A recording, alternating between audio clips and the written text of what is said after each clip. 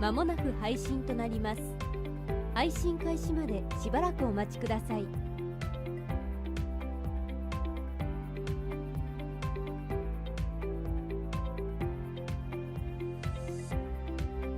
まもなく配信となります。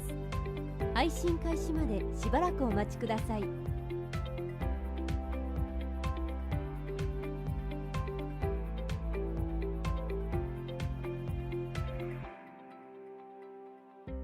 まもなく配信となります。配信開始までしばらくお待ちください。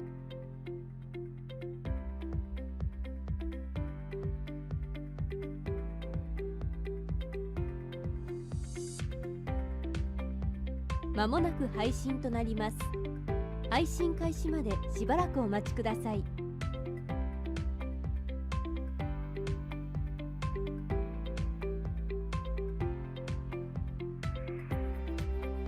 まもなく配信となります。配信開始までしばらくお待ちください。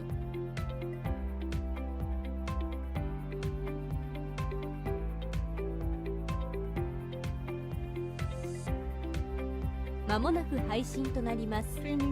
配信開始までしばらくお待ちください。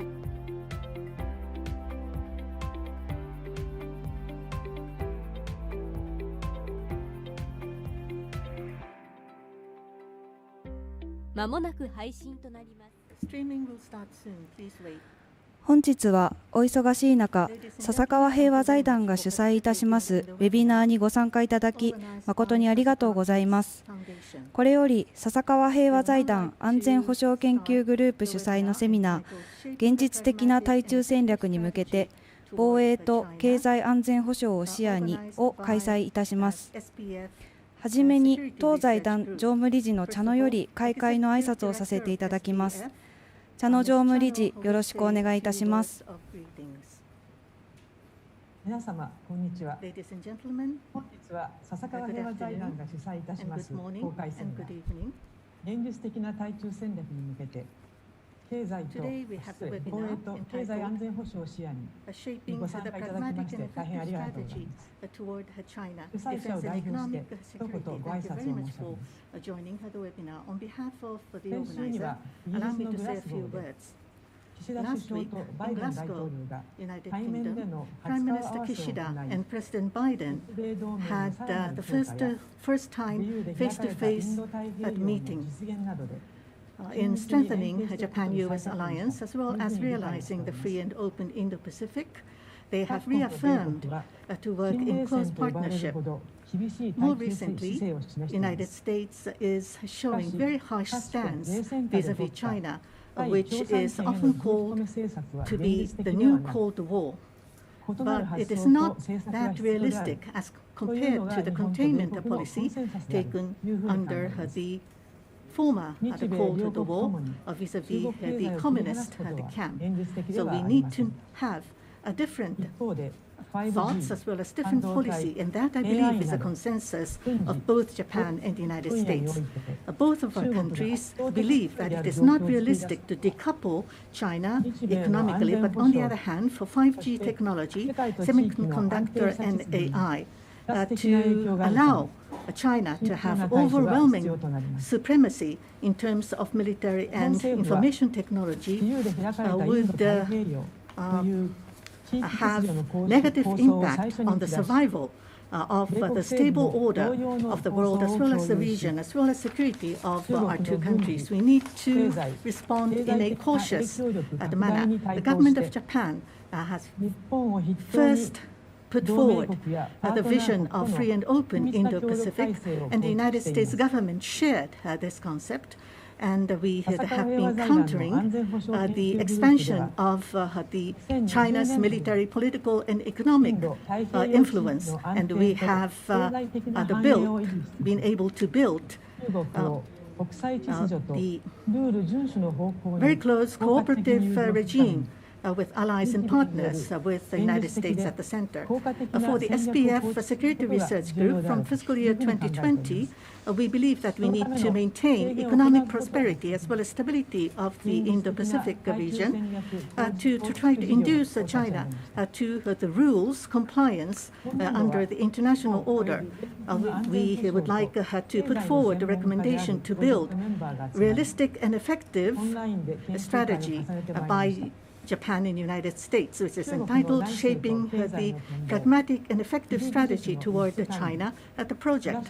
For this fiscal year, we have project members who are the experts on security and economic matters from Japan and the United States gathering together, have worked on the virtually, having repeated the study group at the meetings to look at the internal affairs and economic outlook on China, and looking at the sensitive, the technology export control, as well as the security environment in East Asia. They have had a debate with how can we be able to cooperate under Japan-U.S. alliance? The project members have shared the awareness and have compiled the working paper in looking at the analysis of the current state. Taking this opportunity, we would like to share the awareness in responding to the issues and have constructive discussion to try to seek clues to build effective strategy for Japan and the U.S. The working papers already have been uploaded to the satellite site called INA, in short, or International Information Network Analysis in Japanese as well as English languages, to share widely, globally, not just for two countries. These working papers have been produced on accumulation of the debate between our two countries, including the conference today. And we would like to have the common final recommendation towards the late 2022. We would like to hear the feedback from many of you so that we will be able to think through on the China strategy. We have authors of those working papers with us, the experts on security and economics. And for Japanese participants, they're joining us from early in the morning. And for U.S. participants, they're joining at the late evening. And thank you very much for your participation. I'm looking forward for your presentations. And I hope that we will be able to have active discussion with all the participants joining virtually. Thank you. 茶野常務理事ありがとうございまし Ms. た。 Chano, thank you very much. 本セミナーは第 In 1部 this の seminar, 安 we 全保 have 障 first と第 2 section, 部の which is on 経済安 security, 全保 and the 障に分 second けて section, which そ is れぞ on れ7分 economic 程度で security. 登壇者の皆 So 様にご in 報告をいただ the き、 presentation そ will の後 be パネルディスカッ for ショ 7 ンに移 minutes 行 or し、 so, and 最後 after に that we will 15 have the 分ほ general ど panel 質疑応 discussion. 答 At の the 時 very 間を取り end, たいと we 考 have えており 15 ます。 minutes or so Q&A ま session. た今回は同 This 時通 time 訳を round, 導 we 入してお have ります。 introduced the simultaneous interpreting なお、参 system. 加者の皆様から Ladies の and ご質問 gentlemen, は if you have questions, YouTube 画面の please チャッ use ト機 the 能を chat ご利用く function ださい。 on the screen of その YouTube. 際、ご所 In 属と doing お so, 名前を please ご入力いただきますようお enter 願い申 your し上げ name ます。 and affiliation. That is 本 what 日 we の議論のモデレーター request は you. The 同財 moderator 団 is 上 going 席 to 研 be 究員 Mr. の渡辺 Watanabe, が who is the 務め senior ます。 researcher of そ our れでは渡 foundation. 辺さんよろ Now しく the お願 floor いいた is しま yours, す。 Mr. Watanabe.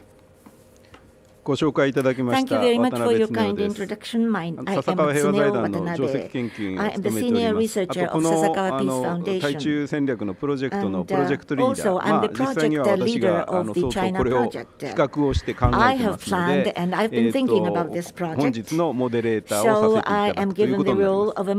moderator モデレー today. ターとしてやる As べ a きことと、 moderator, 実は there are 私 things の that I ペ should ーパ do ーとし as てももうすでに moderators, 日 and 本 I 語 have の方 written は paper 先 in ほどの Japanese. 茶野常務理事か So ら as ご連 Ms. 絡があった Chano イーナに掲載され said, ておりま it すが、 is already 戦略 uploaded 的 on に INA 何を site すべ in きかと、 Japanese. 日米の戦 Strategically, 略を what 何を should す we べき do, かとい Japan う and こ the とを United 実 States? は私は That 考 is え what てお I り have ま been して、 thinking その all た the めに time. 今日の専 To 門 that 家の end, そ we れぞ have れの皆様 experts に問題意識 discussion. を We 共有してい have ただい asked て、 the 最終 experts 的に to はこ present their れ views. を And もと in the に、 final analysis 来年 based になります upon が、 this discussion, 政 maybe 策 next 提言 year, を作 we ろう would like と to come 思っ up て with お the ります。 policy で、 recommendation. 早速なんですが、 Without 私 further の問題意 ado, 識 I would like to make を my 最初に presentation 述べさせ what て I いただい view て、これ as が issues 全 and 体の problems プロジェ that クトであるい will は日 be 米の共 relevant 通 to の the 戦 entire 略を導 project く and that will lead into 指 the 針と common なるかなと strategy 思ってお for りま US す。 and Japan. I で、 hope this can be the guideline for the common ま strategy. ず日米の First 最 of も all, 難 what しい is 問 the 題っていう most のは difficult challenge 日本 faced by 日米 Japan and the United States?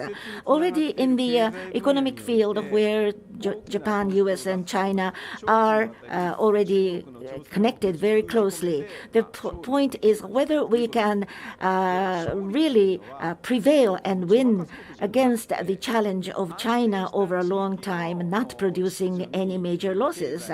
The winning is not beating China, but incorporating and engaging China in a stable region. That is what we mean by prevailing. Japan and US are both democracies. At the election, the leaders have to go through a very rigorous choices called election. So if the China decoupling is going to be bad for their own economy, the leaders will not be able to survive through the process of election. That is the dire reality.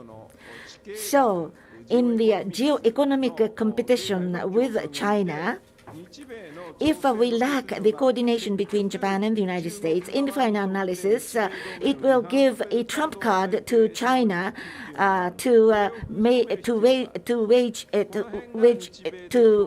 press and wedge between the alliance between Japan and the United States. That is the risk. That risk has to be contained. So we have to consider common strategy. In considering a common strategy, what is the common objective to begin with for both countries?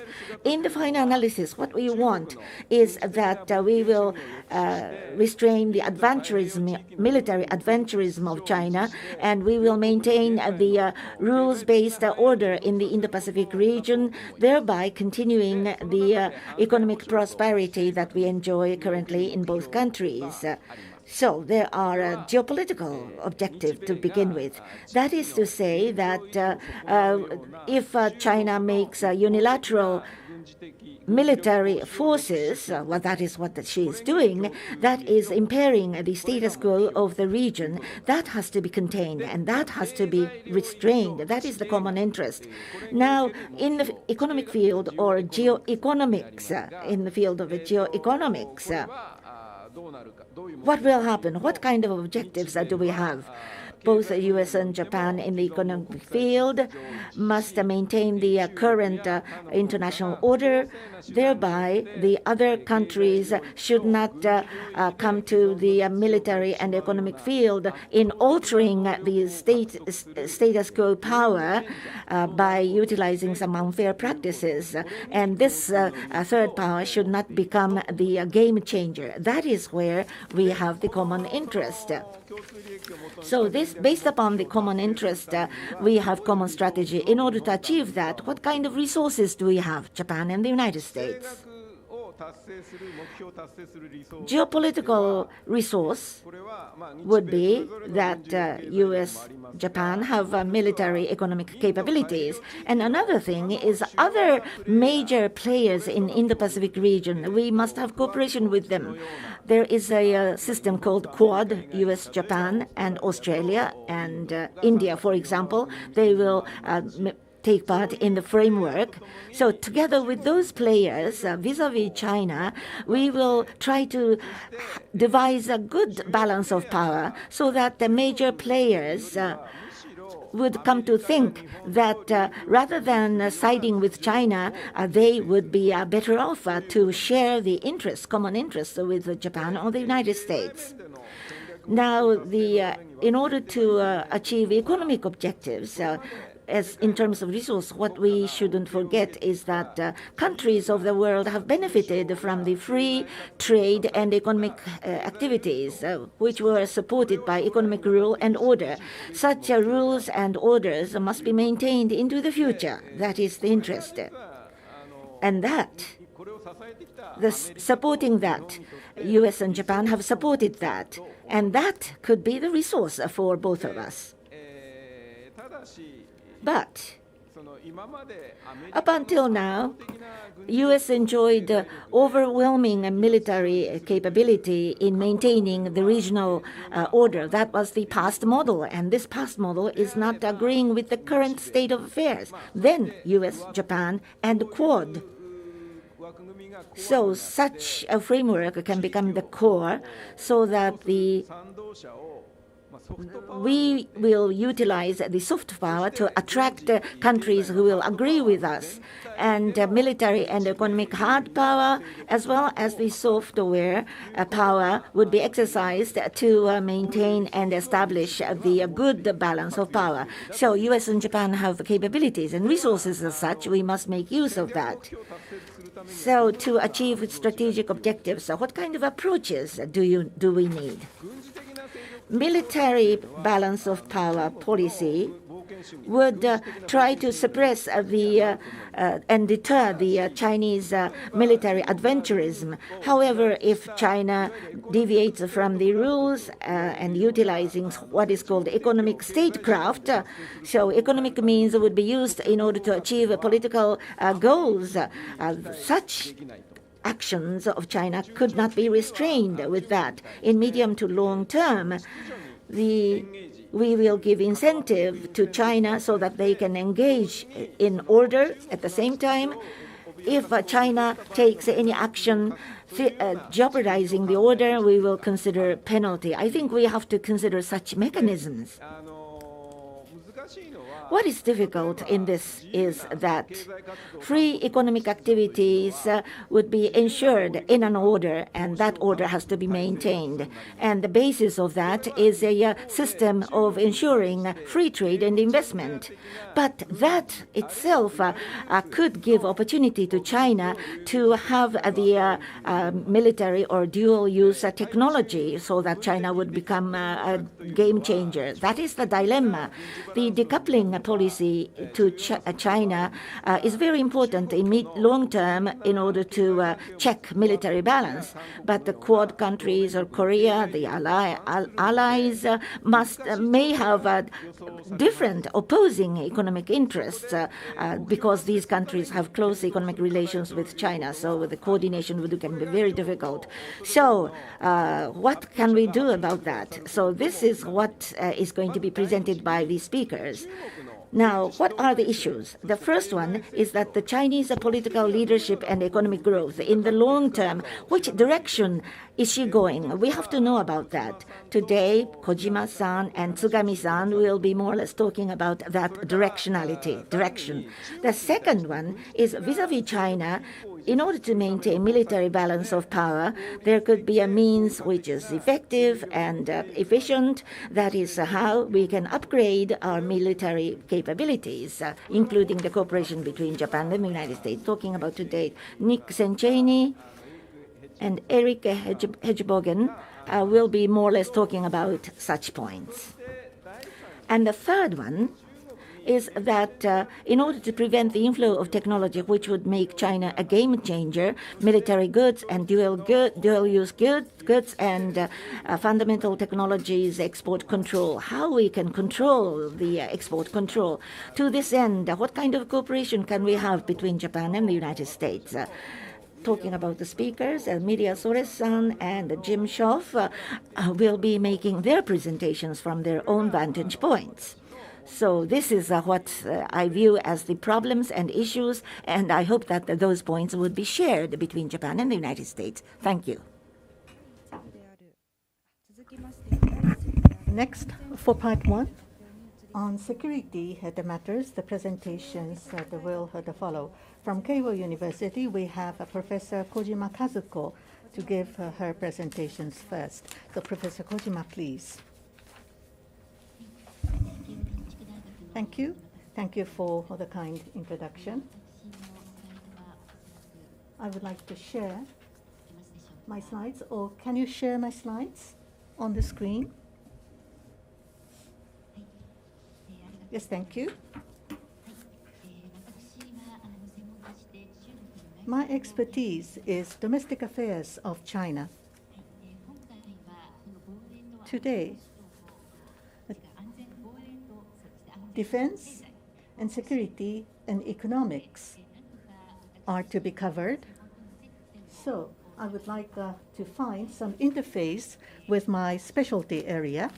And I have looked at what Xi Jinping administration is trying to promote, building rule of law in China, and the external relations. I would like to focus on this issue for my This is also the point of my working paper.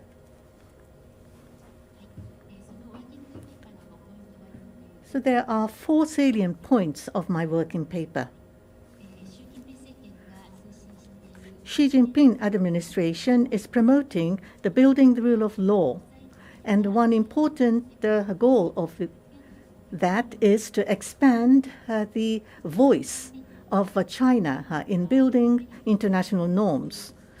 China, in trying to respond to the disadvantages brought on by extraterritorial application of the other countries, the law, including the United States, tried to align with the international norms of their own legislations, and China is trying to look for methodologies to realize her own interests as well as values by the international community.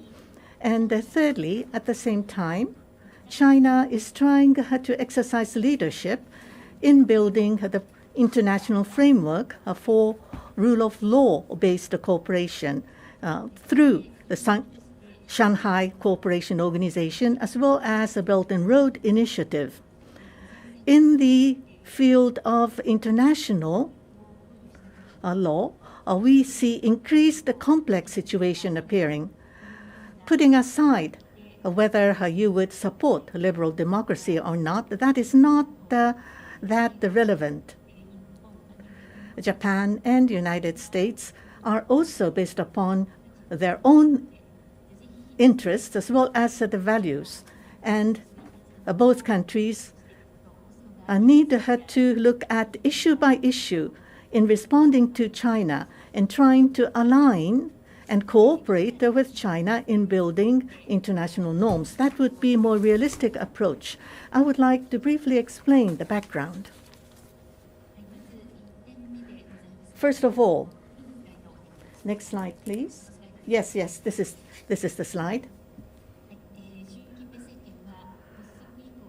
Ever since the Xi Jinping administration has started, the administration that has proceeded with the building of the rule of law. In January this year, it has come up with a plan to build the rule of the law-based China from year 2020 to 2025. Next slide, please. The building of rule of law by the Xi Jinping administration, I believe that there are fourfold objectives, as I see it. First of all, in China, the Communist Party need to exercise leadership and try to build the legislative the basis for that, and try to realize governance with the discipline by Communist Party and the state. And secondly, is to formulate a disciplined and stable society. And thirdly, to try to enhance the quality of economic the development, and to try to join the TPP, so building a disciplined market. And more recently, there was one other goal that had been added, especially by the foreign countries, and especially United States, that have been conducting extraterritorial application of their legislation. So China is trying to counter these moves and to ensure for themselves the space of their own discourse in building international norms.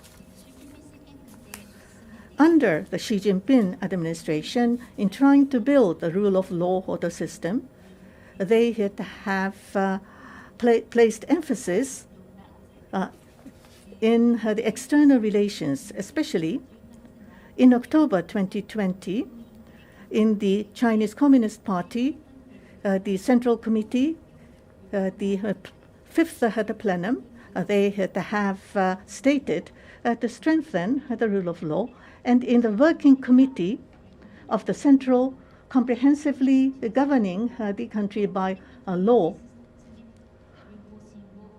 and they have indicated the policy to have an integrated promotion of the rule of law for domestic as well as external affairs. And now people all over the world are focusing their attention on China. And Xi Jinping, in the speech, has stated as follows. The outer space, internet, the big data, and artificial intelligence, in all these new fields and domains, many countries are trying to propose international rules in line with their own national interests. And China would like to integrate the international rule of law and the Chinese domestic the rule of law, and try to effectively execute the rule of law, try to legislate and also amend the legislations internally. And at the same time, China would try to dispatch the people to international organizations who will be involved in the legislative affairs in the different bodies to be involved in rules making as well as policy making. So next slide, please. And in March this year, and in China, at the National People's Congress Standing Committee, Li Jianshu, chairman, has stated for the year 2021, the legislation in which is involving external affairs need to be placed emphasis, and sanction, interference, and long-arm jurisdiction need to be responded. Try to prevent the risks involved to China. So next slide. Looking at the past developments so far, as U.S.-China competition becomes conspicuous, including extraterritorial application of legislation and to the various sanctions, China has been responding. For example, by establishing and amending the export control law as well as foreign trade the law. And I believe that China is actively trying to respond and counter these moves. As for the extraterritorial application of domestic laws, China has always placed emphasis in cooperation with the third countries. For example, for extraterritorial application for the scope, there are no international agreements or consensus being formulated. For the abuse by the United States on extraterritorial application, various countries have come up with countermeasures. And China has been looking at the other countries' countermeasures and making reference of that, and working in collaboration with the different countries, try to raise and enhance its position and voice in the international arena. For example, in France, there was enactment of Sapin II law, and also France has responded to the Cloud Act as introduced by the United States, and China is greatly interested over these moves by France. Next slide, please. For the extraterritorial application, China is trying to counter, and not only that, in external judicial affairs, China has been building a framework for international cooperation. For example, for the Shanghai the Cooperation Organization and Belt and Road Initiative, they have established China-led the legal service associations. Next slide, please.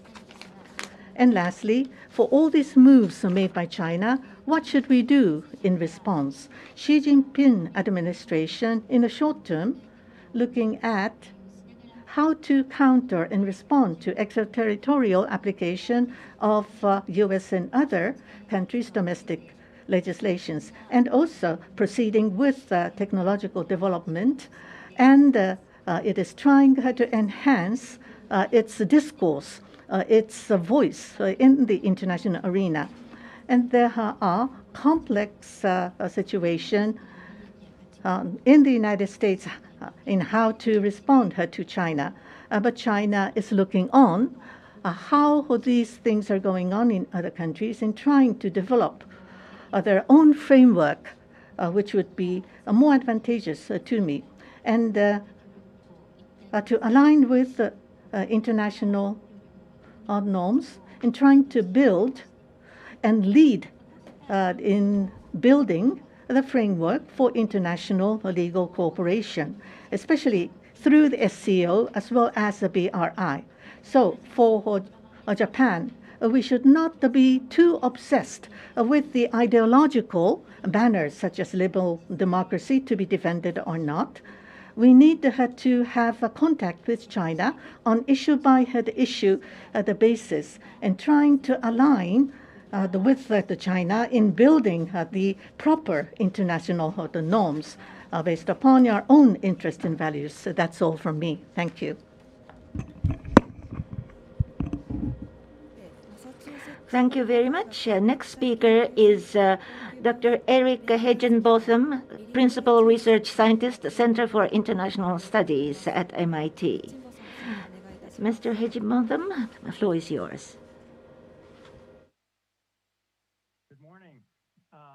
Thank you to Chano-san and Watanabe-san. I'm delighted to be here. My name is Eric Hegenbotham from MIT, and my paper outlines some proposed principles that could be used to guide the discussion of roles and missions, military roles and missions.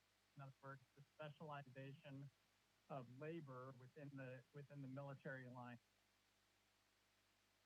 I'm sorry, can we get the slides up? I forgot to mention that. And if you can go to the next slide, please. So my comments will touch on 4 aspects of the problem. The first is the motivation and rationale for revitalizing or energizing the discussion of roles and missions. The second are some organizing principles that might be used. Third are some specific suggestions for ground, sea, and airport. And fourth, I want to come back to the question of whether it takes us back to the future, back to defensive or to something entirely new. And let me pause here just to stipulate that I don't look for or expect war with China. That would be a terrible event. We should certainly spend at least as much of our time and energy looking for ways to cooperate with China. But at the same time, in terms of building an effective military capable of deterring conflict, we do have to think through what that conflict would look like. All right. So 2 things have made it more urgent to revitalize the discussion. The first is the shifting balance of power driven by China's economic and military rise. If I can get the next slide, please. Slide, please. So the first is the shifting balance of power. You're all familiar with this point, so I don't need to belabor it. As late as 2000, Japan spent more on its military than China did, but just 20 years later, China now spends 4 or 5 times.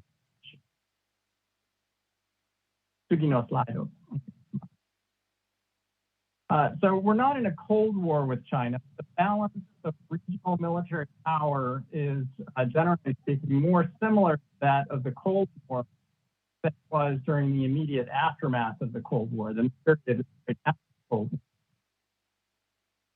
During the Cold War, U.S. naval power was greater than that of the Soviet Union, but only a portion of U.S. forces were deployed in the Western Pacific. Japan's proximity, its nearness to Soviet military made it vulnerable to a hand grab by the Soviet Union. And Japanese forces were designed to defend long enough for U.S. forces, U.S. military to mobilize the rescue. So as much as the institution, strategic circumstances that dictated the defensive role for Japan.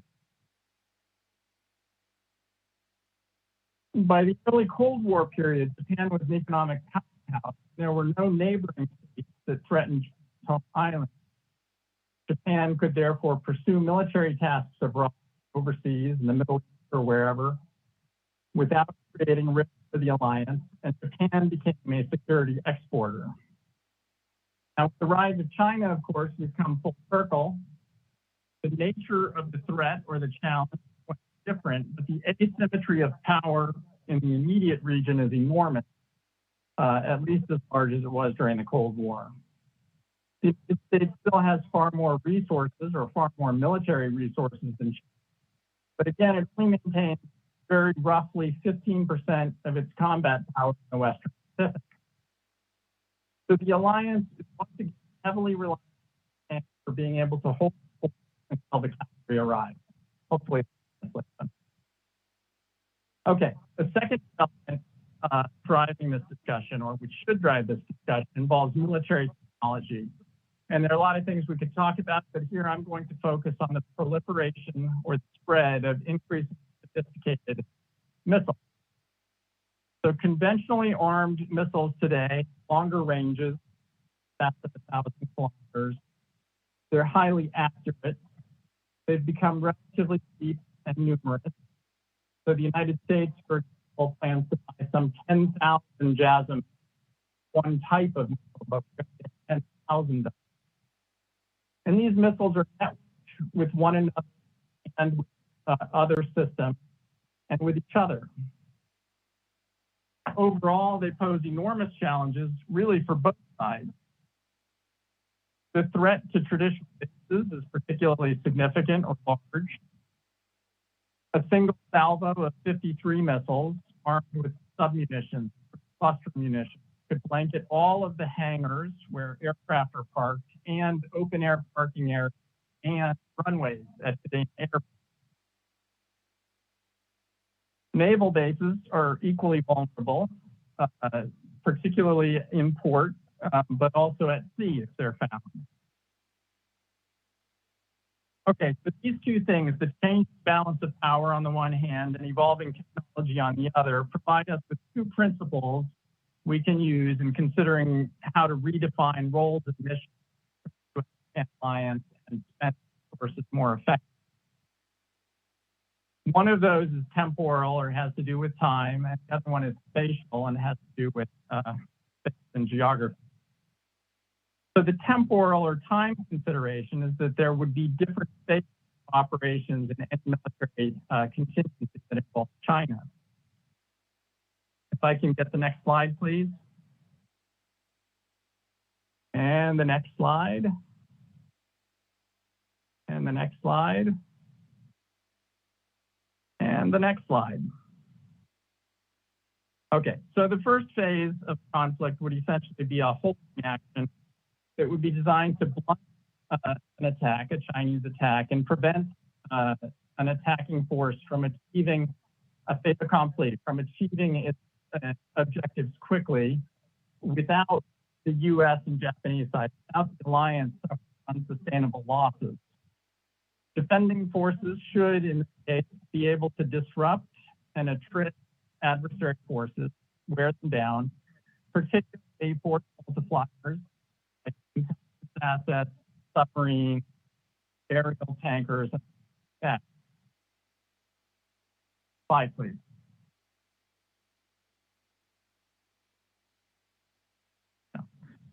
So the second phase would include more traditional operations that would be designed to regain lost ground and terminate conflict on acceptable terms. So one thing to keep in mind here is these phases would not be strictly sequential. There is no definitive timetable. That would be more driven by circumstances. But the focus on that first phase, the denial phase, would probably last several weeks, roughly. Okay, the second principle is spatial and has to do with space and geography, and that involves the need for distributed operations. So achieving greater mass at the critical point has always been a principle of warfare, if you go back to Clausewitz or any of the great military thinkers. But today, massing one's forces also makes one's forces vulnerable.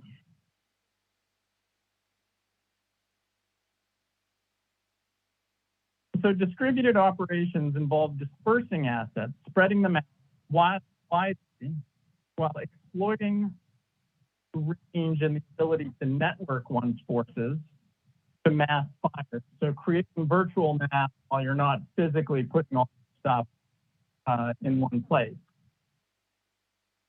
In considering how to disperse their concepts and various terms, I'll borrow some language from the current U.S. joint doctrine, and that's the language of the inside force and the outside. So within this conception, the inside force is located within high threat areas, while the outside force is located outside. The inside force in particular should be highly resilient, meaning it should be mobile, dispersed, hidden, and/or hardened. It should include relatively numerous but inexpensive systems that are redundant and relatively cheap to replace. It should be lethal and capable of disrupting an adversary, but its ability to provide ISR, to provide intelligence to the rest of the force and to leaders is really probably the most important attribute. The outside force I won't talk much about because it's more traditionally organized, and it would be equipped with larger platforms and longer range weapons.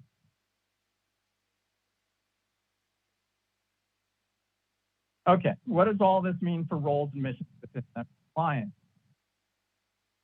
The bulk of Japanese forces, as well as U.S. forward deployed forces, those in the Western Pacific, in Guam and in Japan and in Korea, would be or should be structured as the inside force. Those forces are on station already. They would be the first to fight, and they would be charged with denying full control of the battle area to the adversary. They're not necessarily charged with controlling the entire battle area. The U.S. forces in Hawaii and California and elsewhere, so the forces back on the west coast of the United States, would include a more mixed force, optimized in some cases for the inside force and for other cases, the outside. All right, there are a few caveats here. Not all Japanese or forward forces would be part of the inside force. Some of both are required for phase 1 and phase 2. And the division of labor, the roles and missions would not be 100%, would not be entirely national. Nevertheless, self-defense forces, the Japanese military, would be the force that should be well-postured and generally specialized to fight the inside battle, together with those forward deployed U.S. forces. So in phase 1, that denial operation is particularly important. And of course, again, Japanese forces and forward deployed U.S. forces are on. So in the paper, roughly half the paper treats suggestions, specific suggestions, both for Japanese and U.S. forces. I'll just focus here on just a very few of the highlights, and I'll just focus on what potential changes to Japan's force structure might be. So first, for the maritime self-defense forces, the Japanese Navy, these should be operating numerous, attritable, and redundant platforms, which reverse the decades-long trend towards larger, all-purpose destroyers and cruisers. Now, to an extent, both the U.S. Navy and the Japanese Navy need to do this. Japan is in some ways ahead of the U.S. Navy. Japan has produced a very fine Mogami-class frigate.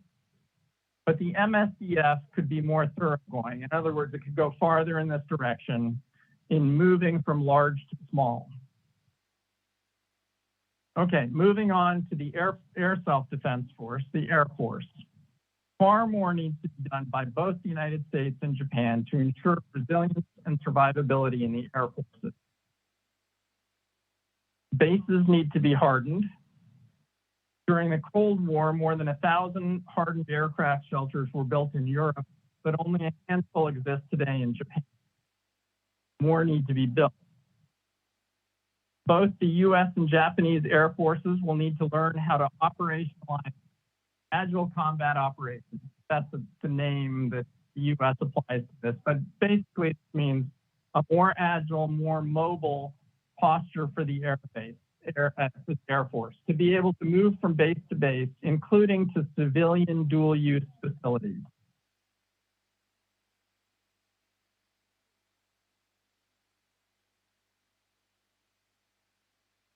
So that will require the more frequent exercises, more money and equipment for logistics, command and control, and the frequent use of civilian airports. More broadly, I would say of the Navy and the Air Force, they need more funding. Obviously, if the Japanese defense budget goes up, that's great. But some of that can come from reductions to the ground self-defense forces, which have larger budget than those that sit for.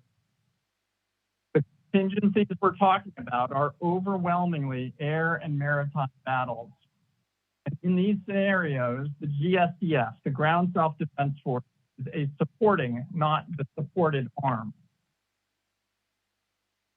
As far as the specific capabilities for the ground self-defense force, it could afford to cut some of the larger infantry and armored formations and build additional anti-ship and anti-air capability in the form of ground-launched anti-ship vessels. Both the US and Japanese militaries need a more mobile air defenses, the Patriot and the Chu-SAM, which really can't be lifted by air very easily. And I'll stop there with recommendations for the services, but I want to return just very briefly at the end to this question. So asking for a more extensive self-defense force, is this a return to the past or something different? And here, I have to admit my answer is somewhat mixed. On the one hand, the strategic posture is clearly defensive. On the other hand, this is nothing like Japan's defensive military of the early Cold War period. At the operational level, it's really difficult to differentiate offensive and defensive action, particularly in the air and maritime context. More importantly, probably, the operational requirements call for building a very mobile, very dynamic force. This force would have the vanguard position out in front. So I would say more than being a defensive force, we should think of it as the elite force in a military context, occupying the place of honor and the point of pride. This is, I would emphasize, this is the place the U.S. Marine Corps today wants to be. It's reorganizing 100% regiments to be out in front, fighting the inside battle. And if the Marine Corps likes it, it's tough to call it defensive. So with that, I'll stop, and thank you very much. セイチェーニさん、ありがとうございます。大変失礼いたしました。ヘッジンボサムさん、ありがとうございました。続きまして、米戦略国際問題研究所日本部副部長上級研究員のニコラス・セイチェーニさんにご発表いただきます。セイチェーニさん、お願いいたします。Mr. Secheni, please. Thank you very much, and thanks to the Sasakawa Peace Foundation for including me in this important conversation. I'd like to talk about three issues quickly in the next few minutes. One is to build on what Watanabe-san discussed at the outset of our discussion, and that is the challenges associated with the respective China strategies of the United States and Japan.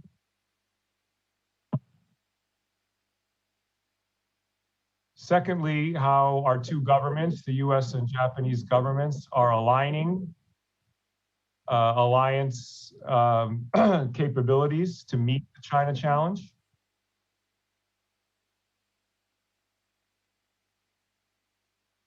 And finally, some of the challenges that alliance is going to face going forward. So starting with China strategy, as Watanabe-san pointed out so eloquently, an effective and pragmatic strategy towards China cannot be about containment, because Japan and the US and so many other countries have such a degree of economic interdependence with China, economic activity, but also because the regional strategies of the US and Japan, which are aligned under the so-called free and open Indo-Pacific construct, are really about shaping China's choices in favor of the existing rules-based international order.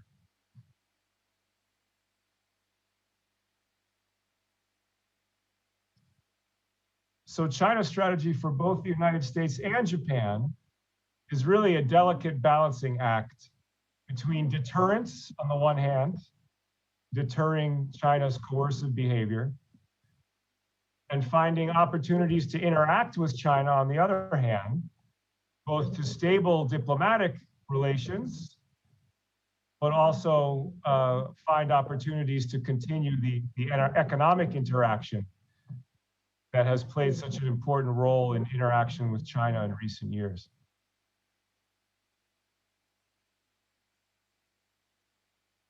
So very briefly, let me summarize for you from my vantage point how China's strategy is shaping up for the Biden administration and for Japan as the Kishida administration starts its efforts. First, on the Biden administration, it has tried to develop diplomatic interaction with China at various levels of government, but that has proven very difficult.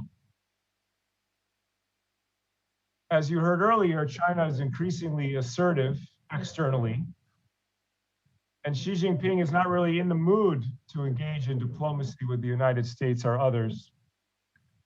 Although maybe before the end of this year, we will see a virtual summit between Xi Jinping and President Biden. So while diplomatic engagement with China is proving very difficult, at the same time, there's a bipartisan consensus in Washington on the need to take a tougher approach against China across a range of issue areas, from security to economic affairs. Essentially a recognition that we are now in an era of strategic competition with China, and that the United States, together with other allies and partners, has to develop a concerted approach to manage this challenge.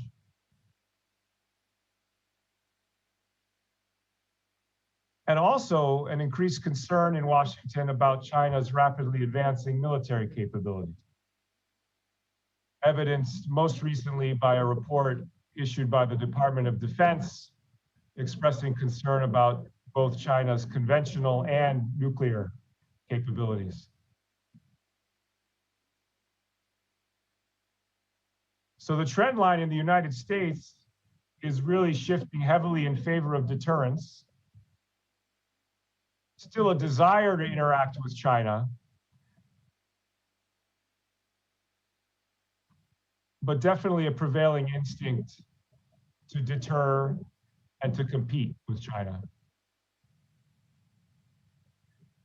Japan's China strategy has been very nuanced traditionally, finding the right balance between deterrence and interaction.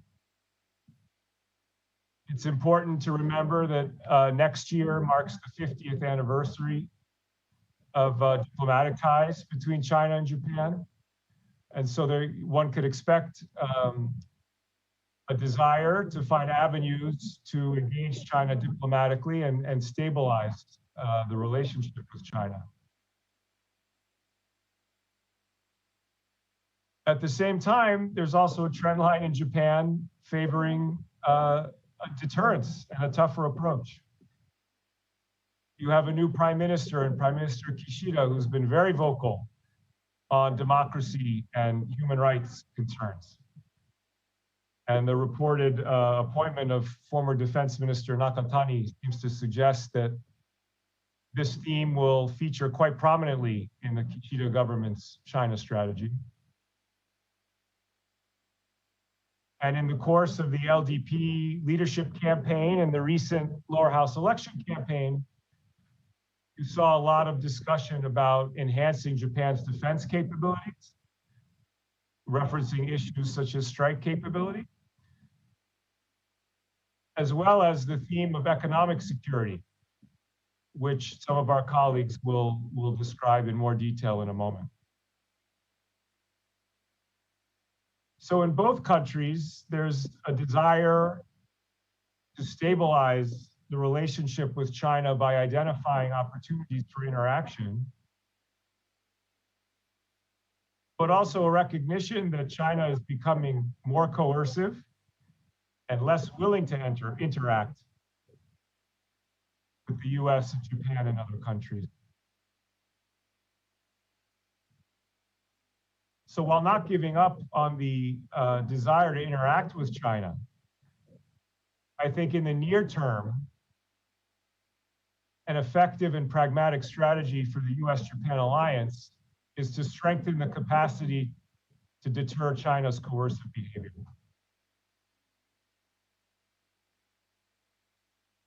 And there's been a lot of momentum under the US-Japan alliance to strengthen that capacity to deter Chinese aggression.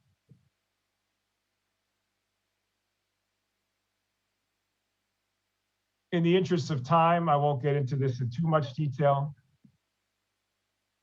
but suffice it to say, Japan has expressed a commitment to enhance its own defense capabilities, to increase defense spending, to develop new capabilities in domains such as space and cyber. And Japan's defense policy debate is evolving and trying to identify priorities for defense procurement, the type of capabilities that Japan wishes to invest in the near future. In parallel with Japan's defense policy debate is a very robust bilateral discussion with the United States on how to update alliance roles, missions, and capabilities, as Mr. Hegenbotham described.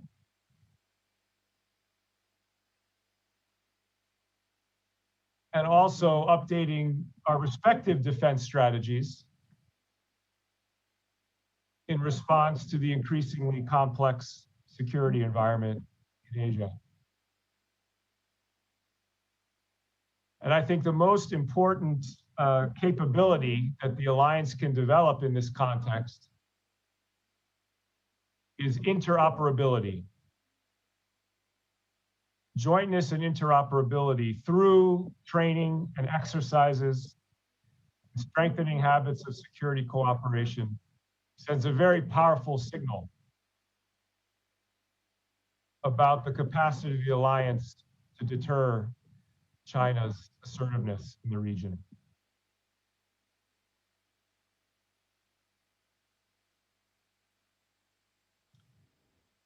Finally, let me conclude with just a few challenges the alliance is going to face going forward. One is time and the reality that China's capabilities are advancing rapidly and that the US and Japan cannot manage this challenge on their own. And this speaks to the importance of what Watanabe-san mentioned at the outset of networking alliance cooperation, finding opportunities to enhance security cooperation with other like-minded partners in the region to, again, send that signal about deterrence. Another challenge, which you've already heard about, is resources. And in this context, I would just say that for Japan, the key is not only to increase defense spending, but to identify the priorities for defense spending. For example, to what extent in the future Japan is going to try to develop its new capabilities indigenously and balance that instinct with purchasing existing technology from the US or others, over the long run, jointly developing new defense capabilities with the United States.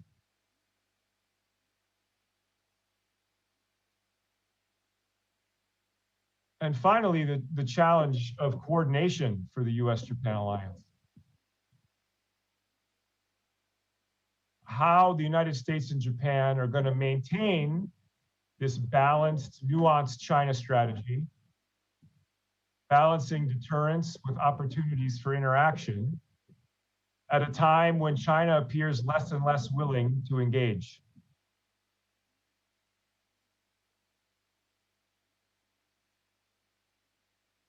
And to align our respective defense strategies will require a great degree of coordination between the US and Japan at various levels.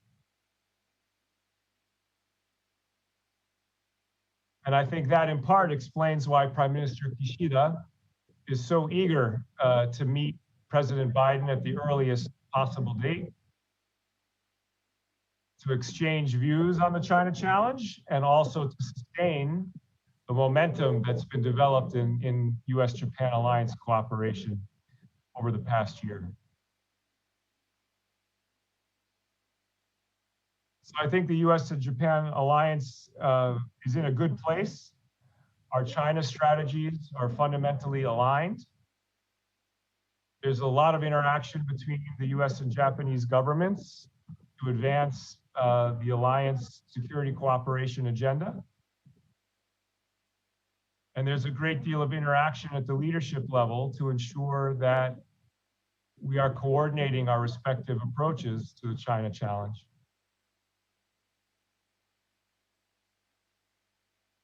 And this is really going to require a joint commitment to deterrence in all of its forms. And I'm confident that this pattern is going to continue in the months ahead. Thank you very much. セイチェンニさん、ありがとうございました。こ Dr. こまで Seceni, 防 thank you 衛 very 安全 much. 保障分野にお Until け this る報 point, 告をし we ていただきまし discussed た。 the これまでの security 発表に関して related 渡辺上 topics. 席研究員に一言だけ簡単に Mr. コメントをお願 Watanabe, いします。 please make a 渡辺さ short ん、よろしくお願い comment いたします。 regarding the views that you heard so far. Kojima-san, Eric-san, Nicola-san, thank you very much. Kojima-san raised us one important point. China is creating an international environment which is advantageous to Japan. She's doing that. In this context, US and Japan are based upon their own interests, but we shouldn't be unilateral. So we will be creating a forum for norm making with China. I think this was a very important point raised by Kojima-san. Eric-san, he talked about resilience and survivability, that is military capability of both countries, especially SDF's capability. He made concrete suggestions and recommendations. Nick-san also had something similar, especially talking about the interoperability in cooperation between Japan and the United States. Of course, it has been enhanced so far, but there should be higher priorities of utilizing resources. I think this was the issue Nick-san raised in his presentation. So I try to summarize very briefly the first half of the discussion of this program. Thank you very much. We will go to the second part, which is the presentation on economic security. The floor is, we have panel discussion too, so please limit your presentation to 7 minutes. I hope you will do that. And regarding questions from the viewers, please use the chat function of YouTube. Now then, next speaker is Ms. Mireta Solis, Director and Senior Fellow, Center for East Asia Policy Studies at the Brookings Institution. Solis-san, floor is yours.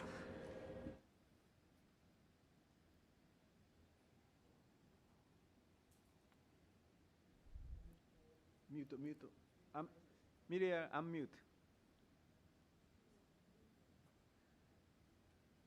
I was muted. I'm so sorry about that.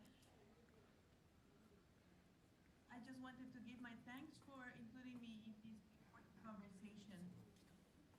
And let me then jump right into the topic because the time is very limited. So now that we're talking about economic security, The purpose of my paper is to discuss how Japan and the United States can develop cooperation on digital policy. In other words, to build a digital pillar to the US-Japan alliance. And the reason why I chose this topic is that I think that the rapid growth of the digital economy presents both opportunities and challenges for the United States and Japan. On the one hand, I see really a close convergence of interests between the allies. In other words, I think that there is a lot of agreement on what are the most important goals. I would say there are three basic goals.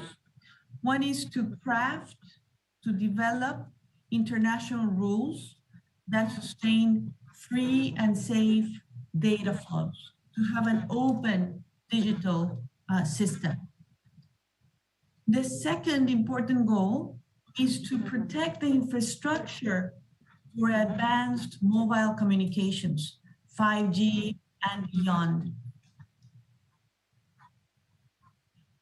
And the last goal is to build resilience in supply chains and to solve some major shortages that we're experiencing today in the semiconductor industry, because advanced manufacturing is an integral part of the digital economy.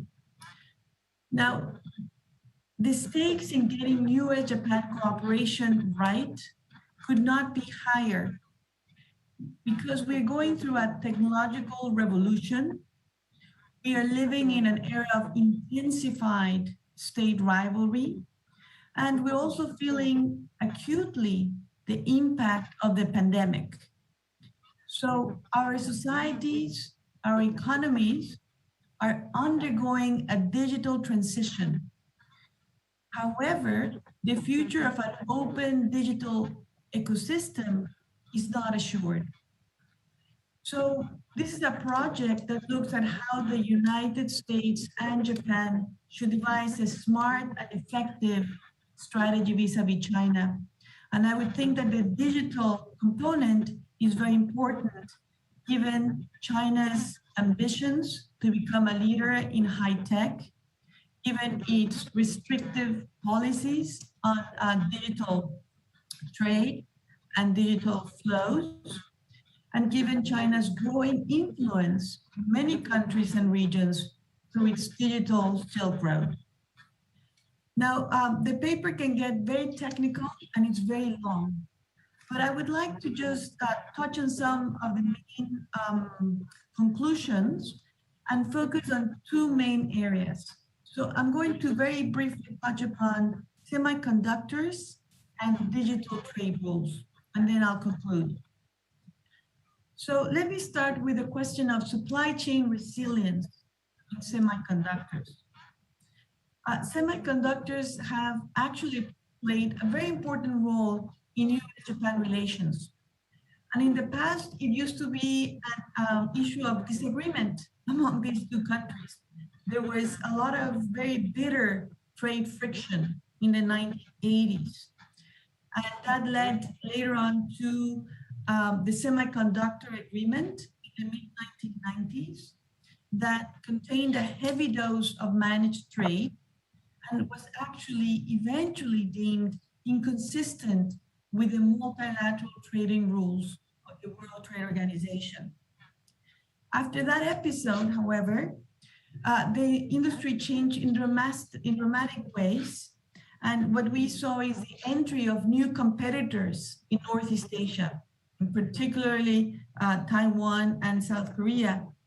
US firms regained their footing. They became very competitive, especially in chip design and some manufacturing equipment. And Japanese companies, many of them did not transition well into the new era because they did not make the leap into what we refer to as logic chips. And this meant that Japan lost its position as one of the dominant players in the industry. And today, Japanese companies capture something like 10% of global sales of semiconductors. Now, having said that, it's important to note that Japanese firms have retained a strong competitiveness in some very key elements of the semiconductor supply chain. And this is something we refer to as choke point technologies. This means that the dominance of some companies in, for example, advanced chemicals, materials, lithography equipment is such that they very much have control over the flow of those components and can disrupt production in other parts of the supply chain in other countries. Now, today, semiconductor is at the heart of US-China strategic competition. China has heavily subsidized the industry and has actually made a lot of progress in developing its own capabilities. China today captures something like 16%, 16% of the world market, and it has much bigger ambitions of self-reliance, to increase its self-reliance, and the government has supported the semiconductor industry in many ways. And according to some estimates, the Chinese government has dedicated something like $145 billion in a decade between 2015 and 2025 to support semiconductors. Now, the United States government has become very concerned about China's civil-military fusion, about the national security risks of relying on Chinese telecom firms like Huawei, and has become concerned about and frustrated about the flexing of China's state capitalism to dominate advanced manufacturing. And therefore, both Republican and Democratic administrations have now moved to restrict access to American technology by Chinese firms. This has been done through tightening the screening of foreign direct investment, by imposing tariffs on the import of Chinese tech products, and also by placing Chinese firms in the entity list, restricting access to advanced chips produced by American, but also foreign firms. And China has also rated its own countermeasures, for example, by tightening export controls. And therefore, the risk, I believe, grows that at least in high tech, with these tariffs and these restrictions, we may be moving towards a more bifurcated or fragmented ecosystem. Add to that another very important trend in semiconductors, and that is that industrial policy is making a comeback. And both the United States and Japan are trying to boost their domestic manufacturing capability on advanced chips. And they are now preparing hefty subsidies to attract investment by some of the cutting edge foundries and fabs, mostly from Taiwan.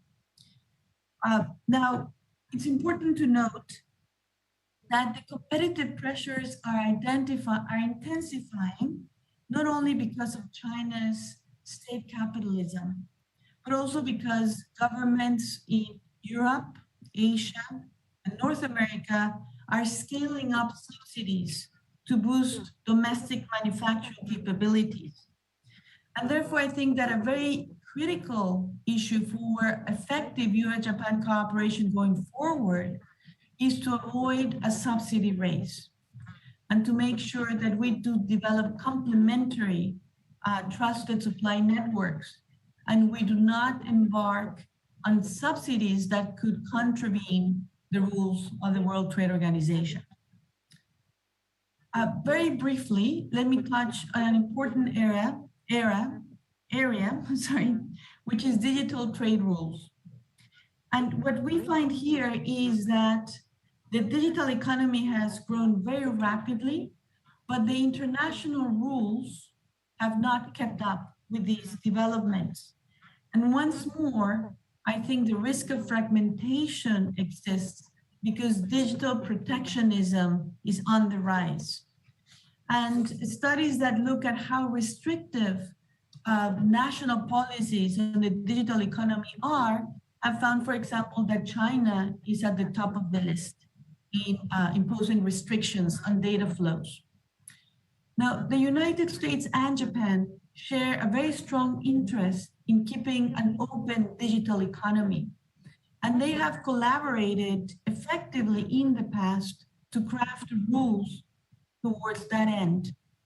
I think the highest point of that cooperation was the original TPP negotiations, where really far-reaching and comprehensive rules were incorporated on the freedom of data flows, on banning data localization requirements, on banning the release of source code as a condition of market entry.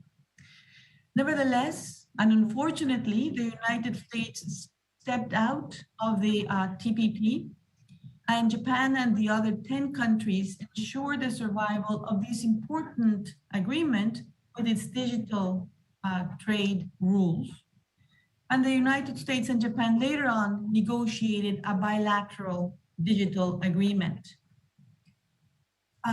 But what has happened is that China has not wasted any time. And we have seen actually some very proactive moves of late. China has made a request to join the CPTPP, the Comprehensive and Progressive TPP, and also the Digital Economy Partnership Agreement. And I would say that at first glance, it would seem very puzzling that China is seeking to join trade agreements that endorse the principle of freedom of data flows. Simultaneously, China is also cracking down, it's intensifying its control over the transfer overseas of data. But I think that, in fact, there is no contradiction here, and that China has very powerful motives to be embarking on these diplomatic set of initiatives. And the way I would describe it is that China, by doing this, is ensuring that it will not be marginalized from the regional architecture, even though it continues to practice data sovereignty. And the way to do this is to sign to trade agreements that would allow exceptions or that have rules that are not enforceable. This was the case for the Regional Comprehensive Economic Partnership in its digital chapter. Those provisions are exempted from enforcement, and there is a broad national security exemption. And therefore, I expect that because the Digital Economic Partnership Agreement also has rules that are not enforceable on digital trade, on data flows, that it will be easier for China to gain access. And to me, the critical question then is as follows, and I close with this. Will Japan and the other TPP countries make sure that the high standards of the CPTPP are not hollowed out? And will the United States finally put an initiative for a plurilateral digital agreement that once again sends the signal that the United States wants to engage and shape the rules of digital governance? Time is short because China actually is playing its cards on trade diplomacy with great skill. Thank you.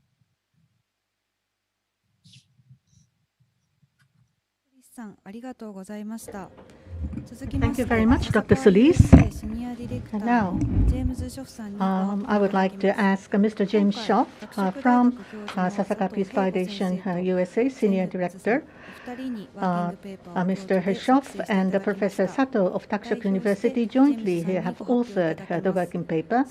On behalf of the team, Mr. Schoff will give the presentation, and I would like to ask Professor Sato to speak during the panel discussion. So, James-san, please. Thank you very much, and hello, everyone. Thank you for the opportunity to be here. My name is Jim Schoaf from Sasakawa Peace Foundation USA in Washington, D.C. For my remarks, I'd like to step back a bit to examine how U.S. policy and strategy vis-a-vis China has evolved in recent history and how it is viewed today. I don't think it is as straightforward as it sometimes seems.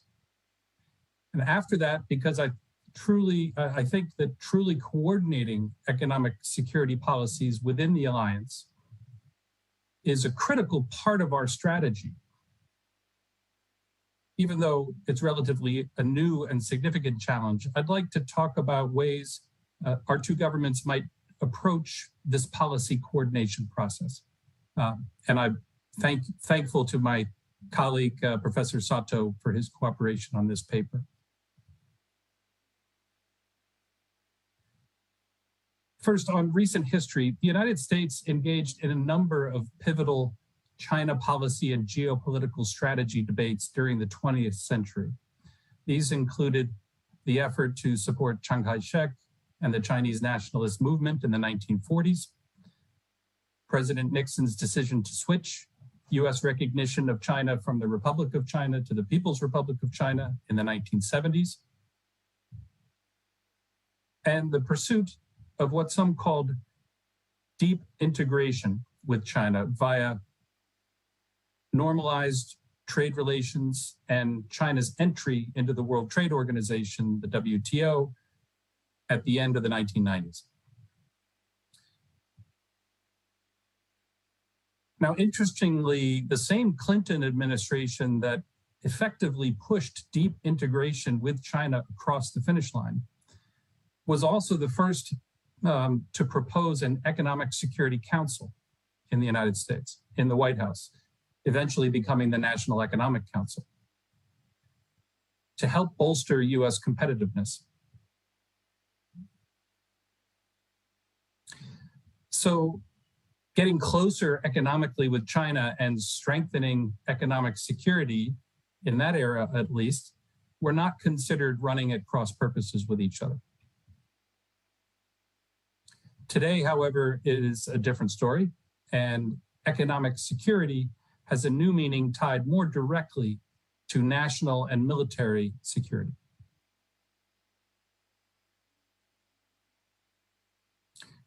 So it only took a decade or so for the deep integration experiment to begin to fall apart. But the progression of this deterioration is useful to consider. The first problem was political. Retroactive studies of that time estimate the new trade and investment patterns with China resulted in nearly 1 million manufacturing job losses in the United States from 1999, from 1999 to 2011. Advances in automation and the Great Recession added to the China factor, to the point where in just one state like Ohio, 400,000 manufacturing jobs were lost. Now, as a nation, economically, that was not a net negative because of the other benefits. But for those states and those communities, it was a big problem. And the finger pointed at China. Now, greater scrutiny of Chinese trade practices in the next decade coincided with greater disenchantment with China among the US private sector,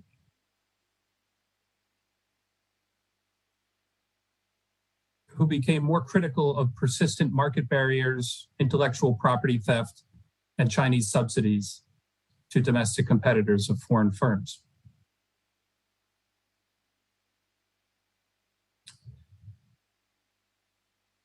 So the biggest cheerleader for deep integration stopped being so vocal right around 2015, when Beijing launched Made in China 2025 and its civil-military fusion initiatives.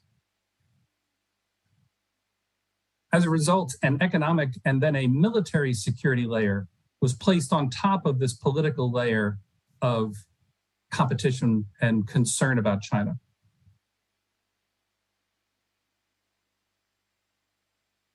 Now, more recently, the emergence of digital authoritarianism worries and China's Digital Silk Road initiative have added one last layer, an ideological component, whereby China can leverage combinations of technology, finance, and infrastructure support for countries around the world in ways that will undermine democratic norms and human rights. So, to some extent, US policymakers focus on different aspects of economic security when it comes to China, and that makes a difference. Those with a national security priority, mostly Republican and some Democrats too, want US companies to succeed and help the military maintain an advantage over China. But proposals in Congress to provide government subsidies to big US tech firms is seen as corporate welfare by more liberal Democrats who prioritize the domestic condition, education, healthcare, strong middle class, in the competition with China. So this is a big part of why the Innovation and Competition Act is stalled in Congress. These different layers complicate the strategy formulation, the policy response, and alliance coordination. So finally, as for how we think about designing alliance coordination on this front, it should be flexible enough to accommodate various strategic interests and tap into the different kinds of expertise required to understand the technological, economic, military implications of the policy choices, but also authoritative enough to make some difficult choices and command sufficient attention. So the 2+2 alliance policy coordination process, putting foreign and defense ministers in the lead, has worked well for both of us on challenges including North Korea or Chinese maritime expansion. But it's not adequate for harmonizing export controls, supply chain resiliency, and quantum computing innovation. We could create a new framework, maybe a 3+3, that brings together state, commerce, and homeland security departments with foreign economy and trade and internal affairs ministries in Japan. But that would be very unwieldy, overly structured, and it still leaves out many other important stakeholders. We could simply lean more heavily on the various agency, department to ministry relationships that have evolved over the years, with some dedicated interagency coordination provided by each country's NSC staff. But then those NSC offices would probably need additional resources to do that job. My current favorite approach, which I've been told will not work, would have the president and prime minister each designate their ambassador to be an Alliance Economic Security Coordination Committee chairman or co-chairman. And the primary supporters of that committee would be their staff at the respective embassy. After all, an embassy is the most tight-knit, comprehensive interagency coordinating body that exists with a unified mission, bilateral relations. And they have links back to all the relevant departments and offices in the home country. Each embassy team would then have a link to the NSC in the host country, along with their counterpart agencies, and the ambassadors, as the top leaders' representatives, would meet occasionally to set priorities, review progress, push when needed, and report to their bosses. So I think we need something a little different and innovative, potentially like this, to address this complex challenge ahead. Thank you for your attention.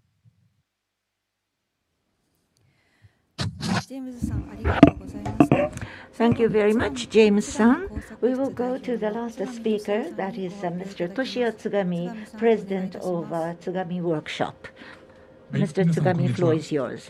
Ladies and gentlemen, good day. I am Tsugami, a member of this project. Could I share my screen?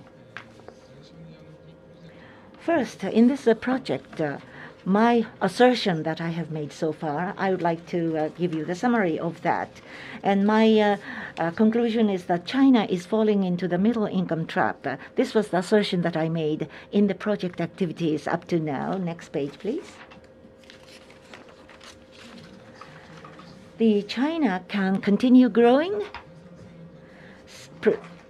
in the civilian sector, where productivity is high, the more greater value added could be made, and the key question is whether the private sector can do that. However, looking into the reality, the civilian sector is now occupying a majority of the economic activities, and yet in the distribution of wealth, they are treated like a minority. Flip side of that is that the low productivity, the SOE sector are enjoying unjustifiable distributed wealth, and they are receiving the transfer of wealth in an unjustifiable way. This is connected with the real estate bubble and the financial bubble. The situation is worsened. Real estate bubble, I'm sure you know about it. There is an implied government support. I'd like to talk about it. Self-reliant so-called zombie companies, they should not have non-performing loans, and the government is assisting them to refinance their loans, so that a government is giving implicit support. But such a debt, such a liability should be disposed of as non-performing loans. But the interest is paid to such a asset means that it is like the unwarranted income is given to the investors. This is the unjustifiable transfer of wealth to the wealthy people. This impact is not possible to ignore it. This was the past assertion of mine. Next page. So today's new topics, 3 viewpoints I would like to discuss in today's presentation. Next page, please. The first discussion point is Xi Jinping's common prosperity. Here, I have the abridged version of Xi's comments. As you can read, he says that we allow some people to get rich first, and let those who get rich first help others get rich later. He's concerned about the damage on legitimacy of CCP because of this distorted financial situation. Next page, please. Indeed, the disparity is widening. Here, I noted buzzwords on the internet in China, 2 words, both words. You work so hard, but you are not able to have a rich life. That is the basis of those 2 buzzwords. Majority of Chinese young people, the life is not getting better year after year. It is not getting better. On the right-hand side, sorry for a very small print, there is a graph. This shows you the degree of wealth inequality among families in China. The disparity is better than U.S. disparity, of course. However, in a socialistic country, socialism is upheld, and such an asset disparity exists. China should be ashamed of having this much of disparity. Now then, Chairman Xi, what is his prescription for the common prosperity? Next page, please. President Xi is saying that the wealthy people should make more donations to the charity foundations and so forth. So there is other miscellaneous distribution in foreign countries, but this tertiary distribution is too little to eliminate the disparity. More important thing is fixed asset tax and using the tax system to strengthen the secondary distribution. However, regarding the asset tax, it's a modest attempt, but because of the strong opposition from CCP, they had to scale down this tax. It is reported by Wall Street Journal. So the road to common prosperity is a long and winding road. Next page, please. The second topic is the crackdown on platform companies like Alibaba and Tencent. Why do they do that, such crackdown? There are several factors that I noted here. The greatest reason is the fourth point.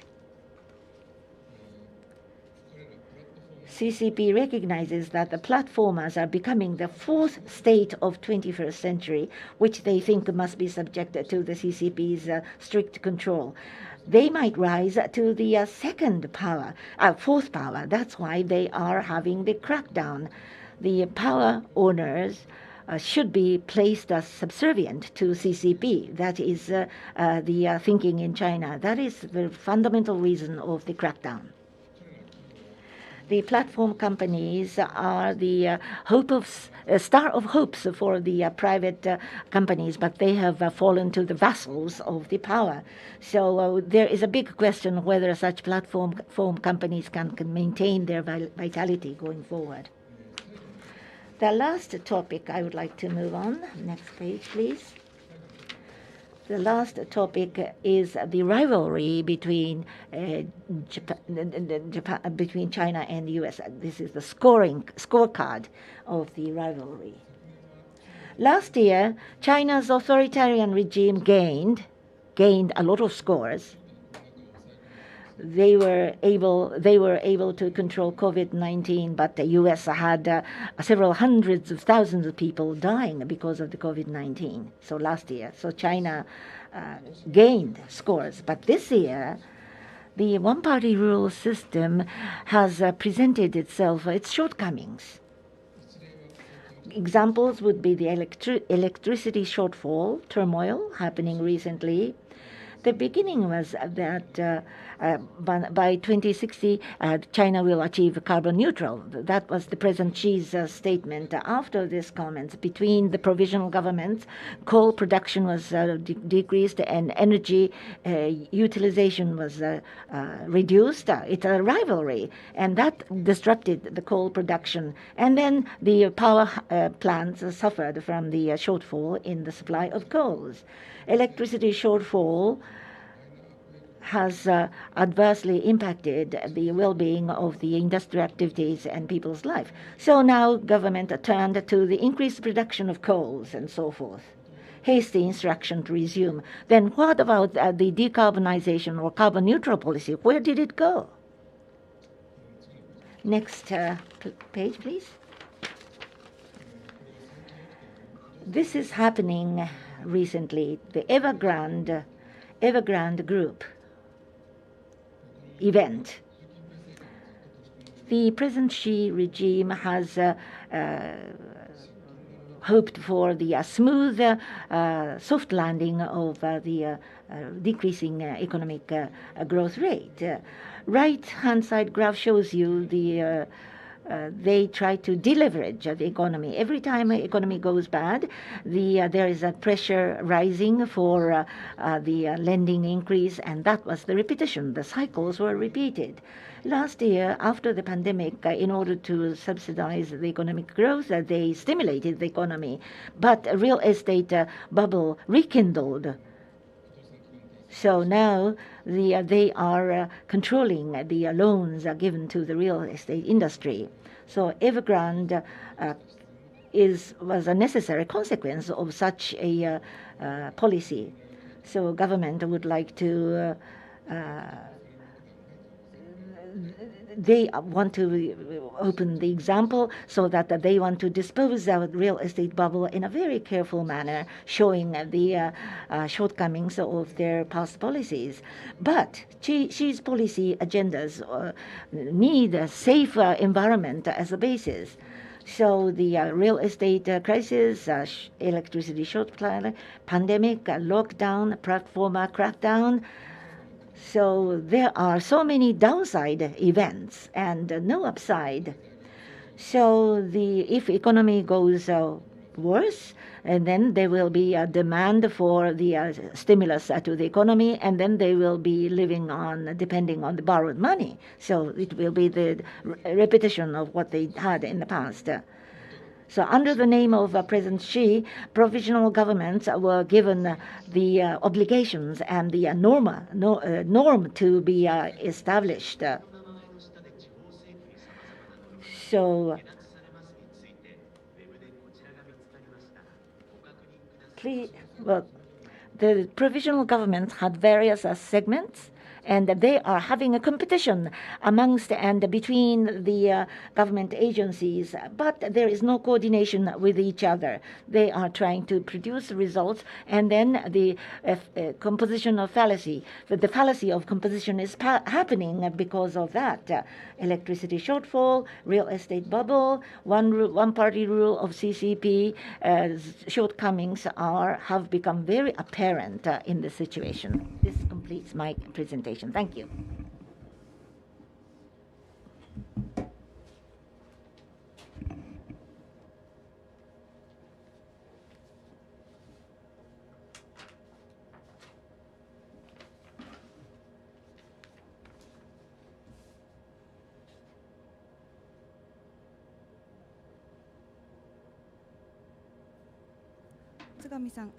Thank you very much, Mr. Tsugami. Earlier on, there has been some technical glitch to the sound system. Sorry for that. Now we would like to move into panel discussion. Can I ask all the panelists to switch on your camera, please? And I would like to ask Mr. Watanabe to be the moderator for the panel. Thank you very much. I'd like to thank all the speakers. In the second part on economic security aspects, this is also very important, and various important and valuable comments have been made. From Milea, we heard that Japan and US, how can the two countries be able to work together for semiconductor field? And there have specific ideas that have been presented. And also from Mr. Jim Schoff, more concretely, how can US and Japan be able to work closely together in terms of economic security? For example, the two embassies will be able to given a mission to establish a command post for discussing economic security matters. And lastly but not least, Mr. Tsugami mentioned that looking at China going forward, there will be difficulty in her economy and also difficulty in her society, most possibly as well. And he has given us the overview of the situation ahead. So in the remainder of time, we would like to have panel discussion. We also received questions from the audience, so we would like to respond to both. So, can I ask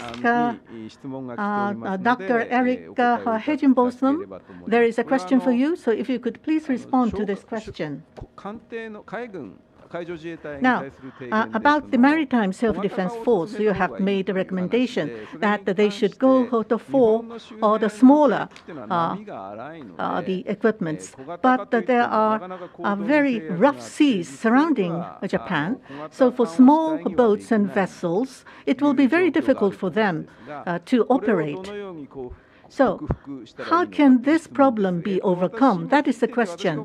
As I was listening to the presentation, I don't think it was the overall aspect, but looking at smaller vessels to try to match the Chinese Navy in terms of number so that Japan will be able to have the response capability. I believe that was a suggestion. But to be more concrete, the U.S. Navy is also proposing to increase its number of fleets and vessels, but for Japan, there are fiscal constraints when it comes to the maritime self-defense force. So the question from the audience as well as my own question. So, Eric, will you be able to respond, please? I'll try. You may have to restate last question. Japanese. In any case, I'll respond to what I think I heard. Something to do with how rough the how rough the ocean is around really that operate in those areas. You know, I'm not talking about tiny coastal craft here. We're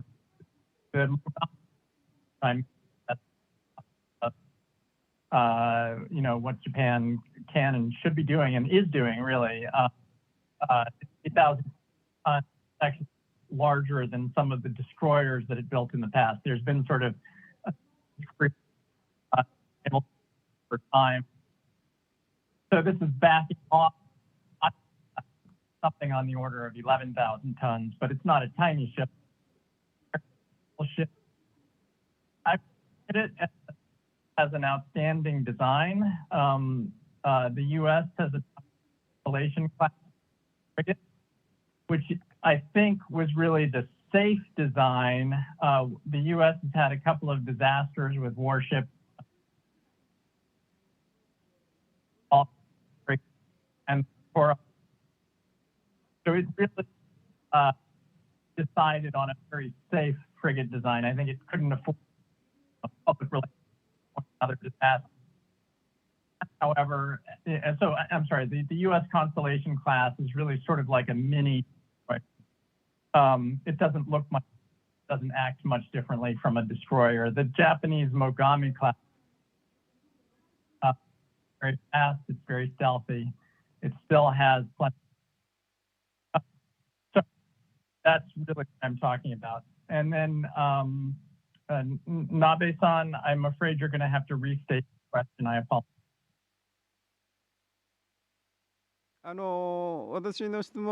Now, my question was exactly the same. So, what you have already responded to the question from the audience. So, in the same line, what we need to do is not to match in terms of number of the vessels, because the Chinese Navy is increasing its number of fleet. And I believe in order to match that, were you suggesting to make it smaller for Japan? Helps the United States. As in most cases, technology can cut various ways. But with the increase miniaturization, the extension of their range, the increase in their accuracy, if China beyond its own borders, it has to go places with its fleet. And that makes it vulnerable to large salvos of anti-ship missiles, which the United States, you all probably have heard about the difficulty of, and same thing applies to the Chinese fleet that applies to the U.S. fleet. And doing a strategy with regard to missiles that may even be superior to China. They're not supersonic, but that allows them to put far more. I think a very lethal threat to China's Navy. Last point on this. To engage in about conducting an amphibious invasion against Taiwan, there's more problems off the coast of that part for a long period of time, really weeks or months.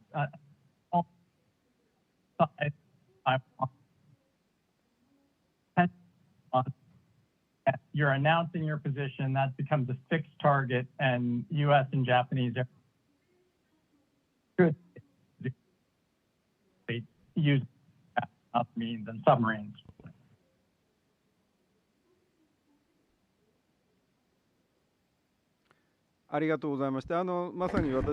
Thank you very much. It was exactly what I wanted to listen to. So, different question. Regarding economic security, Miria-san, there is a question to Miria-san. Question to Miria-san. This is also the issue that I am having. Semiconductor data. When it comes to these points, U.S.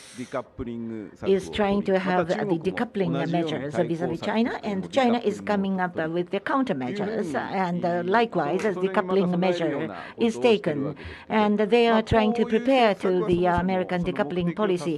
The policies, can the objective be achieved with these policies? And also, could there be any damage to the economy because of the decoupling policies? How do you have your outlook on this? Mireya-san, can you respond to this question? Thank you very much for that very good question. And what is the future of this industry? I think is in everybody's minds, because obviously semiconductor is the basis of so much of our current industry, and the weight of this industry will continue to grow, and whether the actions that the United States is taking and the countermeasures of the Chinese government will lead to fragmentation or not. I think that there are different views here. There's a report that I have yet to read in great detail, but they look at the impact of US tech restrictions on semiconductors, and the authors of this report note that, sure, the Chinese firm Huawei has suffered in terms of its access, but this does not mean that all other Chinese tech firms have suffered as well. So I think that there is a very deep layer of integration, and therefore it's going to be very difficult to unwind the situation, perhaps in the tech sectors where the competition is stiffer and where we do see these measures. But if I may go to the broader US-China economic relationship, and here I would be curious to see what Tsunami-san thinks. If you listen, just a couple of weeks ago, U.S. Senator Catherine Tai gave a speech on the Biden administration's approach on trade policy towards China. And what was remarkable there is that, well, there was not a very new approach really announced, but the thrust of the effort seemed to be to enforce the implementation of the U.S.-China trade deal, where the most important component is Chinese purchases of U.S. commodities. So this might not be at the high-tech level, but nevertheless are important commodities, and this speaks about still a lot of business between the two economies, and not working towards separation of these two giants of the world economy.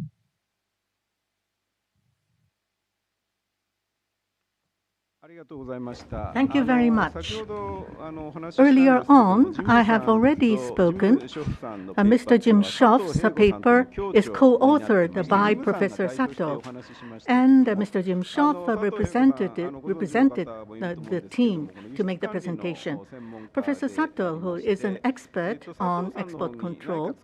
So, Professor Sato, do you have anything to add, or what is your view and what is your take? And the question was earlier asked to Dr. Solis that export control, if it is too harsh, it could hamper economic activity. So how to strike a balance? This is my question. So Professor Sato, would you like to respond? Yes, thank you. Mireya-san has already explained to us, looked from export control perspective, it is a very important point that she raised. This question, back in the 1990s, for China to integrate into international economy, Japan and the United States jointly have asked China to strengthen its export control. I have recalled what happened during that time. And at the time, China was strongly opposing having export control system inside China because China thought that it would become an obstacle in joining the international trade and economy. But then Japan and US, as well as Europe as well, have asked China that having the export control system would be conducive in maintaining a responsible trade regime, and China accepted that and then joined the international economy. That was the history. In other words, to become a responsible and reliable trader by having constraints and control as a system, rather than the disadvantages, there would be greater advantages. That is the logic. In other words, for Japan and the United States, to strengthen export control would mean not to restrict trade, but rather between Japan and the United States, international trade will grow, and Japan and U.S. Will become even more reliable supplier to the whole world. And that would be further bolstered. So that is the way to go for both of our countries, I believe. At the same time, between the United States and Japan, over China, the market access competition, people may be concerned about this. On this particular issue, Japan and U.S. Could work closely together to overcome this problem. Now, in the extension of that, what Mr. Jim Schoff mentioned, a coordination body for economic security matters need to be established. That's all from me. Thank you. Thank you very much. Related to that, we have a question from the audience about export control. So lastly, there is a question to Jim-san, so I hope Jim-san will respond to this question. United Nations sanction panel over North Korea, China, Russia are party to that. In this panel, Japanese export control is being taken up, and exercising pressure on export happened. I have not confirmed whether it was a fact, but anyway, questioner says so. The point of question is that China, regarding international organizations or international mechanisms, are controlled by China. Thereby, export control could function not in the way that the US or Japan wish. What do you think about that? That was the question from the audience.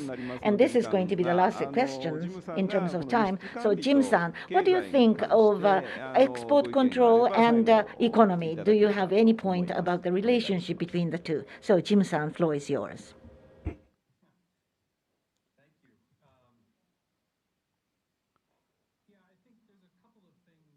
Related to export controls in North Korea. First of all, it's interesting on the Japan side of things, as I understand it, the export control authority that is being used is rather unusual or exceptional in Japan's legal case. It's because a national security almost exemption or a threat to national security is being cited as the justification or the authority for that control. Which, when I've asked friends of mine at METI, could you use that same logic and apply it to some other kind of economic security category? Perhaps the same way the Trump administration did for prohibiting certain exports because it might undermine national security. I was told that that was not possible, that it was a very unique situation, that because of the physical security threat that North Korea posed. So there's one question there in terms of whether or not Japan and the upcoming economic security legislation will be willing or able to expand or be more flexible in terms of how it can leverage export control authority for broader dual-use types of national security concerns. In terms of the China relationship, I didn't completely understand that part of the question, but I thought you were getting at the issue of almost like substitution in terms of the way China then can almost fill the gaps, or it almost brings North Korea and China closer together the more we try to use export controls and other types of measures against China, against North Korea, sorry. But Watanabe-san, I don't know if there's another part of that you wanted me to address on that front.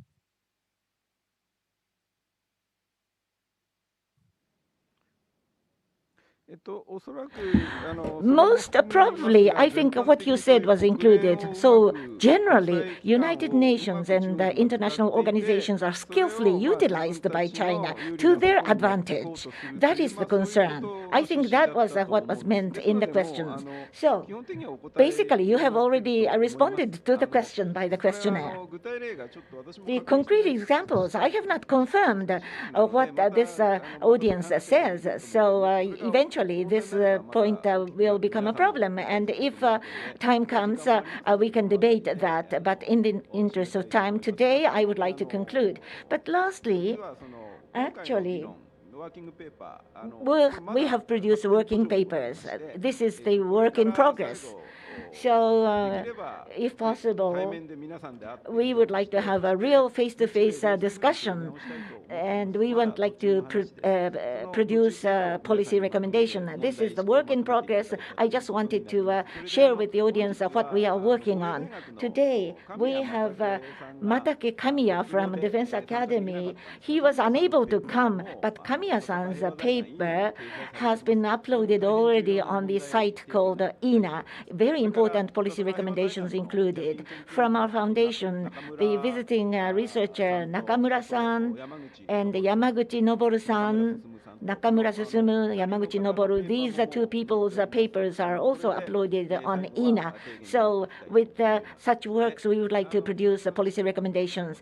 Now, I will complete my moderation. Thank you very much for participating despite your very busy schedule. I'd like to thank the panelists from both countries and thanking the audience as well. So that is all for the webinar today. Shaping the pragmatic and effective strategy toward China defense and economic security. I would like to thank all the panelists and also the questioners as well. And I would also like to express my appreciation for the participants as well. Thank you. 配信終了となります。本日はご視聴ありがとうございました。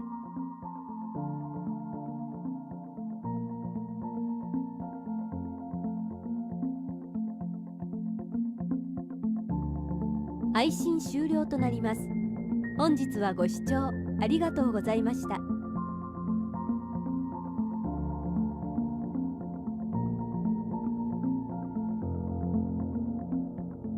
配信終了となります。本日はご視聴ありがとうございました。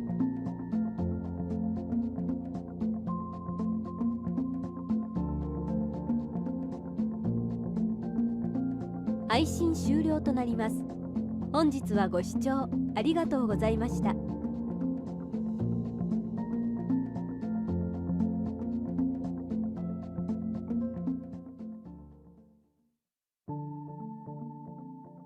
配信終了となります。本日はご視聴ありがとうございました。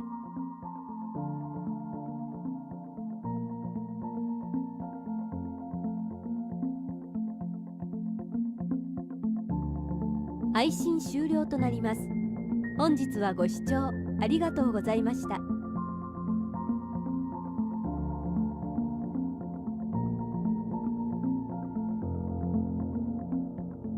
配信終了となります。本日はご視聴ありがとうございました。